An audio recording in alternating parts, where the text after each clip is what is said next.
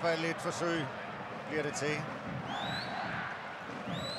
Overmål af Saraiva. Esbjerg pønser på en sidste udskiftning. Adrian Can skal ind. De får trækket tiden lidt ekstra. Altså som sagt lagt 3 minutter til. Måske nu endnu mere efter målet, som også tog tid.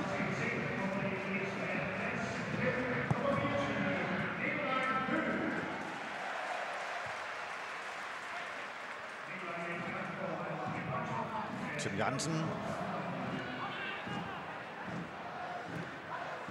Fabinho. Ukpej med kun én støvle på. Det er næsten ikke til at se. Han er forvejen hvide støvler. Render rundt med den ene støvle i hånden i øjeblikket. Og Nikolaj Høgh får ikke rigtig clear i den der.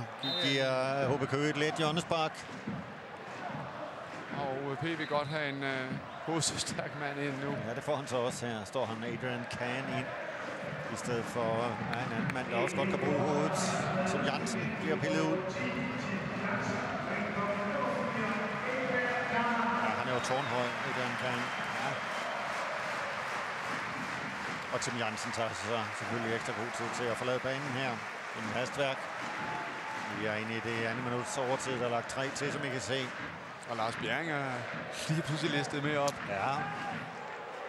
Der er simpelthen fuldt besat samtlige spillere faktisk inde i undtagen Kenneth Sørensen, der tager straffespark her. Lars Bjerring op og får hovedstød på. Fabinho med et saksespark, der ender så skal det gå langt på Lars Vinter. Så er der altså et åbent mål derhenne i den anden ende. Og godt kort. Ja, det kan da godt være.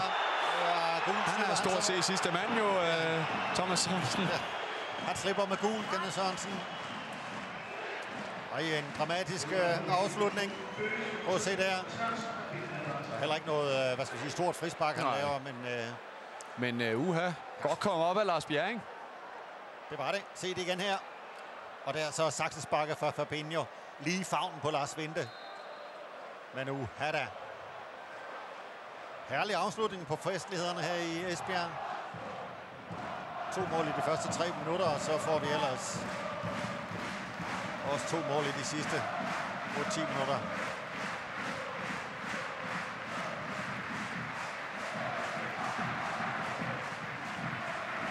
Og Esbjerg synes nok, tiden går lidt langsomt. På HB Køge går lidt for hurtigt. Godt igen lavet der Fabinho der. Og nyt hjørnespark. Den var grim. Den var grim, og det bliver også dømt der. Han slår sig. Nej, det gør han. Jesper Jørgensen her. Prøv at se der. Men så selvfølgelig 2 spillere, der satte sig fuldt her til sidst. Fabinho og Jesper Jørgensen heldigvis. At de ikke kommer noget alvorligt til. Lader det ikke til. Man ikke vi får lidt ekstra tid. Nu udløber de 3 minutters ekstra tid her. Men inden dommeren Michael Johansen annoncerer det, eller efter det, så har vi jo fået endnu et Esbjerg-mål, der har taget tid. Så lad os se, hvor meget han lader køre. Vi er altså inde i det 4. minut her.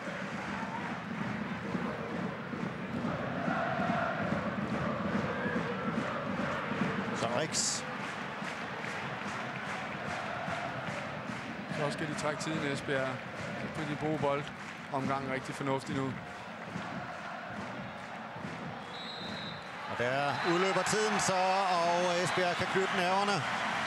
Vinder 3-2 på det energimål, som Jesper Lange satte ind her til sidst. Ej, den er hård for HB Køge-spillerne, den her. Den er rigtig hård.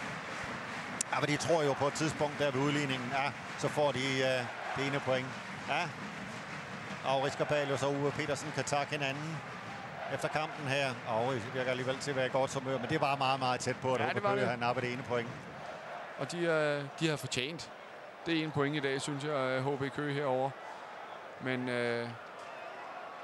de var lige den tand stærkere i koncentrationen. Men en underlig kamp. Altså, vi fik det, sådan, det hele i yderpunkterne af kampen. Vi har fået 5 mål, og lad os sige, de midterste 70 minutter af kampen, der var ikke noget.